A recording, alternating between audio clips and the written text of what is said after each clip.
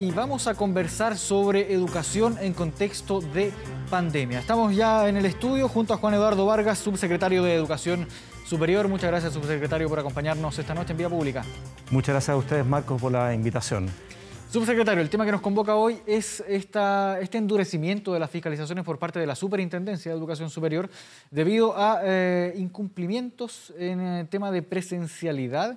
Específicamente en la educación superior hay más de 1000 reclamos que ha recibido la superintendencia. Y quisiera preguntarle primero qué le dicen estas cifras, esta alta tasa de reclamos. ¿La consideran ustedes como alta? Sí, y aquí, Marco, hay que entender también un poco más el concepto. Es decir, hay una serie de elementos que en definitiva hacen que nosotros, digamos, como ministerio, como subsecretaría, estemos instando a las instituciones para que retornen lo más pronto posible y masivamente posible a clases. ¿Esos elementos cuáles son? Primero, un cambio en el paso a paso, que establece esta vez en forma explícita que a contar de fase 2, las instituciones de educación superior pueden, y vamos a ver que deben, impartir clases o realizar actividades en forma presencial. ¿Pero las instrucciones pueden o es deben? A ver, desde el punto de vista sanitario, lo que establece el plan paso a paso, y que además está acompañado de un protocolo que elaboramos al efecto con el Ministerio de Salud, es que las instituciones efectivamente lo pueden hacer. Ahora bien, por otra parte, desde el punto de vista de la Superintendencia de Educación Superior, lo que ella dice es que las instituciones deben hacer clases a contar de la fase 2. ¿Y por qué deben? Porque en definitiva las instituciones han acordado con sus estudiantes una manera de impartir sus clases o de realizar sus carreras.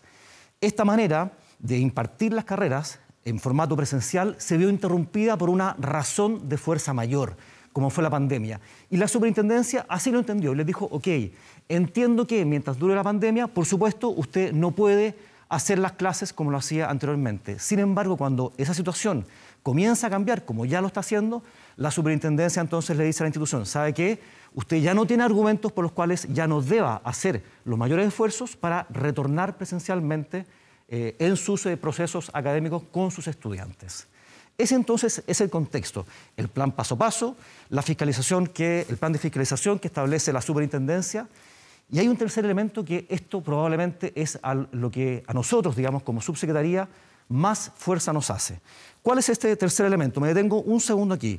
Primero, los aprendizajes no son evidentemente los mismos cuando los procesos formativos que han sido diseñados para ser impartidos en forma presencial se hacen en última instancia y por una razón de fuerza mayor en forma virtual o telemática. Segundo, el retraso que ha habido en las titulaciones. Más de un 20% de disminución mostraron las titulaciones en la educación superior el año pasado con respecto a lo que ocurría el año 2019. ¿Y eso por qué? Básicamente porque una serie de instancias finales, como exámenes de grado, como prácticas, simplemente se vieron interrumpidas o postergadas en razón de la pandemia.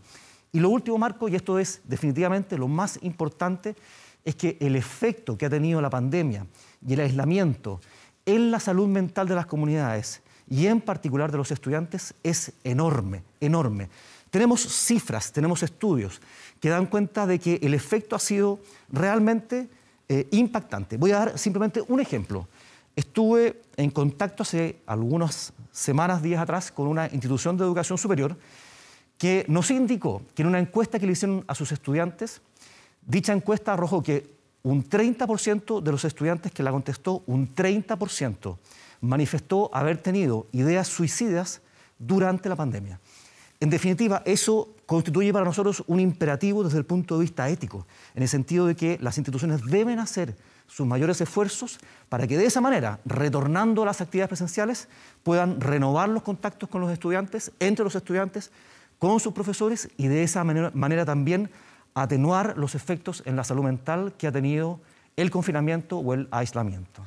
¿Qué tipo de conversación han podido tener ustedes, o si es que la han tenido en realidad, con los diversos establecimientos en esta misma materia para ir en vías de tratar de retornar al 100% de presencialidad lo antes posible? ¿Cómo han visto, por ejemplo, la disposición de los establecimientos en esta materia? A ver, yo en general nos hemos juntado, personalmente me he juntado con los rectores de las instituciones de educación superior, con los rectores de los institutos profesionales, centros de formación técnica, con vicerrectores académicos también de las universidades la semana pasada. Y en general hay una comprensión de que aquí no es solamente, aquí no hay, podríamos decir, un afán de la superintendencia o de la subsecretaría de querer empujar sin más el retorno, sino que hay una comprensión de que, en definitiva, se está afectando a los estudiantes, se está afectando también, lo decía, recuerdo una vicerrectora académica, la vida universitaria de los jóvenes, que en definitiva, en la práctica, termina siendo irrecuperable y constituye una experiencia invaluable, sin duda, para aquel que pasa por la educación superior. Entonces, hemos visto que hay un interés, por cierto, de parte de las instituciones, y sin embargo hay las lógicas dudas, digamos. Y para resolver esas dudas es que nosotros nos hemos juntado con ellos y diseñamos este protocolo, o más bien lo actualizamos junto con el Ministerio de Salud, que establece un poco las condiciones en las cuales ese retorno debe darse. Lo bueno de este protocolo es que establece que, resguardando el metro de distancia, el uso de mascarillas y la ventilación adecuada, no hay límite de aforo en el campus o la sede respectiva. Eso, por cierto, a contar... ¿Independiente de espacios abiertos y cerrados? Así es. En la medida en que se mantenga el metro de distancia lineal, el uso de mascarilla y la ventilación, no hay límite para el aforo. Y lo otro positivo que considera este protocolo es que los alumnos que eventualmente residan en comunas que se encuentren en fase 1 podrán ir a sus establecimientos, a sus instituciones, en la medida, por cierto, que esas instituciones se encuentren en comunas que estén en fase 2.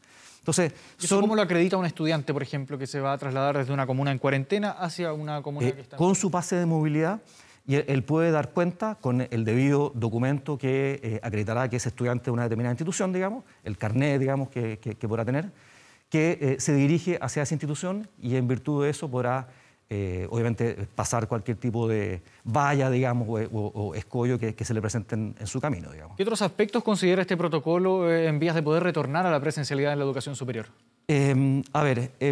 Es bastante sencillo. Yo creo que lo principal es un poco lo que mencioné, pero bueno, por cierto, dice también en aquellos espacios en que se atienda público, deberá demarcarse el espacio, el metro de distancia, tiene que haber alcohol gel suficiente, indicaciones a la vista, la otra cosa importante es que tiene que hacerse un registro de todos los asistentes a las actividades presenciales, de forma tal de que eventualmente, en caso de ser necesario, se pueda hacer un adecuado rastreo o trazabilidad, como se dice, si es que hubiese algún contagio. También establece, por ejemplo, que las actividades deportivas se pueden retomar, actividades deportivas de carácter formativo, al aire libre, sin problemas, digamos, sin restricción, al interior en gimnasios, siguiendo el protocolo que al respecto estableció el MinSal, en fin. Se pueden utilizar los espacios como las bibliotecas, laboratorios, con la restricción de que sea el metro de distancia y la adecuada ventilación. E incluso establece que en el caso en que en un determinado laboratorio o taller no pueda permanentemente garantizarse el metro de distancia, que deberá hacerse, por cierto, un especial hincapié en el uso de la mascarilla y en la ventilación. ¿Aforos dentro de las salas de clases? No lo hay. ¿Va a estar diferenciado? No hay límite de aforo, de nuevo, digamos, en la medida en que se respeten... Por eso era dentro de un establecimiento en general, pero dentro de, por ejemplo, una sala de clases tampoco va a haber aforo límite. Si una sala fuera enorme, pensemos, tiene ventilación y la posibilidad de albergar en ella a 100 estudiantes, resguardándose, por cierto, el metro de distancia, no hay ningún problema. Ningún problema. Ahora, ¿qué pasa también porque me imagino que debe haber algún establecimiento o varios que puedan tener algún tipo de dificultad para poder implementar estos protocolos, para poder, por ejemplo, disponer de alcohol gel, de gente que esté vigilando que todos estén utilizando la mascarilla, separando a estudiantes que estén muy juntos, que no estén respetando el metro de distancia? ¿Qué se hace en ese caso? Bueno, ahí, lo que también nosotros damos y hemos conversado con las instituciones, que evidentemente, y también con la superintendencia, aquí hay una comprensión desde el punto de vista de que se debe hacer un esfuerzo por educar a los propios estudiantes. Los estudiantes van a querer, seguramente en la sala de clases se van a, entre comillas, portar bien y respetar, pero es muy probable que saliendo al patio, digamos, o al aire libre, tiendan naturalmente a juntarse. Entonces, ahí hay que hacer un trabajo educativo o formativo por parte de las propias instituciones para hacer ver a sus estudiantes que deben permanentemente resguardar lo que decíamos antes, el metro de distancia y el uso permanente de mascarilla.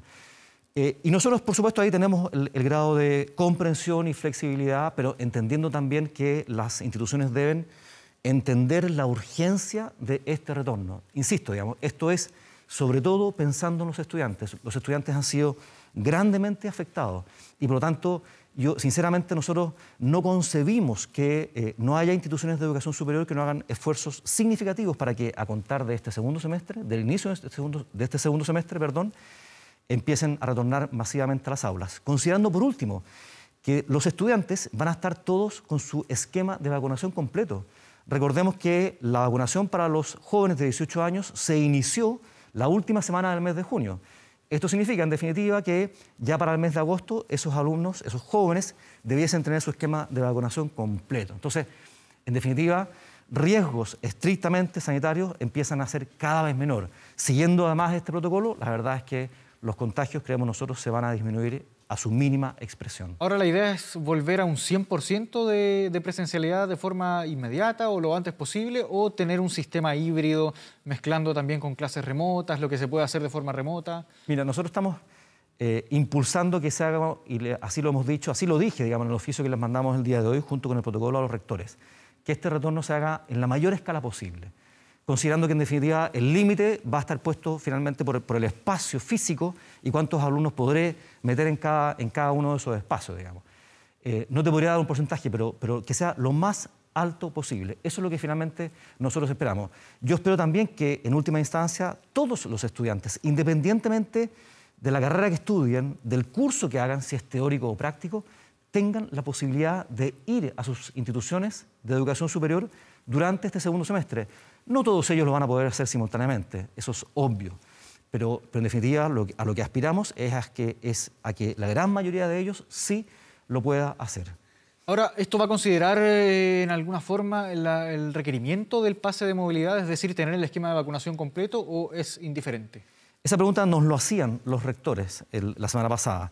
Y eso en definitiva va a quedar al arbitrio de cada institución. Es decir, cada institución en su autonomía va a poder determinar si a lo mejor para determinada actividad exige a sus estudiantes, no sé, para un taller o un laboratorio, que vengan con el pase de movilidad. Ellas lo podrían eventualmente hacer.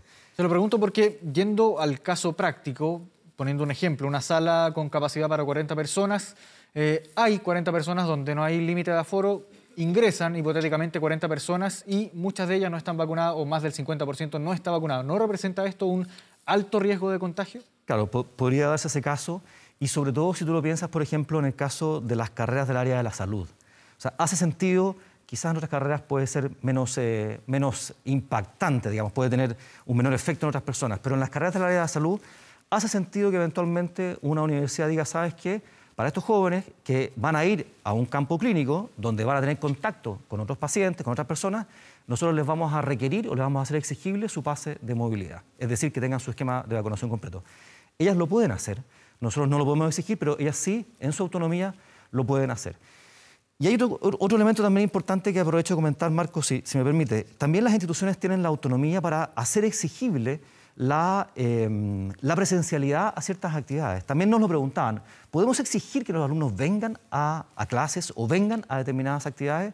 Y la respuesta que les dábamos es, por supuesto, ustedes tienen la autonomía para hacerlo. Y es lógico pensar que ciertas instancias, como exámenes típicamente, o ciertos exámenes, tú digas, ¿sabes qué? Este examen tienes que hacerlo en forma presencial. En la medida que tú sigas el protocolo, no debería haber ningún problema, y tú tienes también la autonomía como institución para decirle al alumno, ¿sabes qué? Para esto te voy a exigir presencialidad.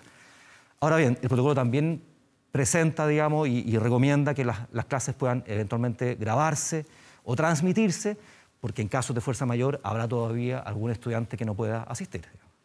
Bien, subsecretario Juan Eduardo Vargas, subsecretario de Educación Superior, muchas gracias por habernos acompañado en esta edición de Vía Pública.